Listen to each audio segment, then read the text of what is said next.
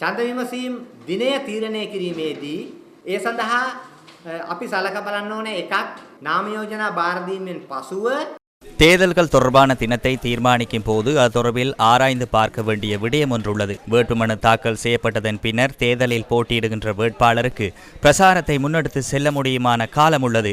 அதுக்கு தேவையான காலத்தை வழங்குவோம். அதேபோன்று பல பணிகள் உள்ளன. உத்தியோகத்தர்களுக்கும் வேறு நபர்களுக்கும் தபால் வாக்கு எண்ணும் பணிகள் உள்ளிட்ட ஏனைய பணிகள் உள்ளன. அதற்கு தேவையான கால அளவு தொடர்பிலும் நாம் ஆராய வேண்டும். அடுத்ததாக திகதி தொடர்பில் அனைத்து வாக்காளர்களுக்கும் வாக்குப்பதிவு செய்யக்கூடிய தினமாக இருக்க வேண்டும்.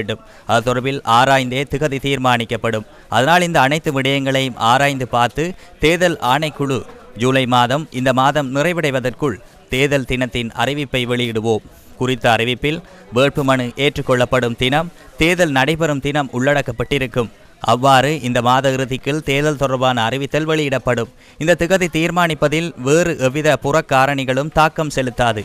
அரசியலமைப்பு ஜனாதிபதி தேர்தல் சட்டங்களுக்கு அமைய மாத்திரமே ஜனாதிபதி தேர்தல் நடத்தப்படும். வேறு எந்த ஒரு காரணிகளுக்காகவும் இந்த விடயத்தில் கருத்தில் கொள்ளப்பட மாட்டாது. விசேடமாக கடந்த சில தினங்களுக்கு முன்பாக நான் பார்த்தேன், பல்வேறு சமூக ஊடகங்களில் 17ஆம் தேதியே தேர்தல் தொடர்பில் அறிவிக்க முடியாது ஏன் என கேட்டிருந்தனர்.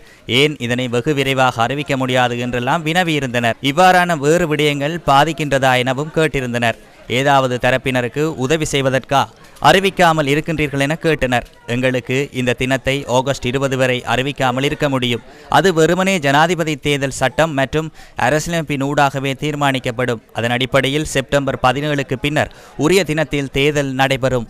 ඒ අනුව අපි බලාපොරොත්තු වෙනවා සැප්තැම්බර් 17න් පසුව සුදුසුම දිනයේදී ඡන්ද විමසීම පැවැත්වීම.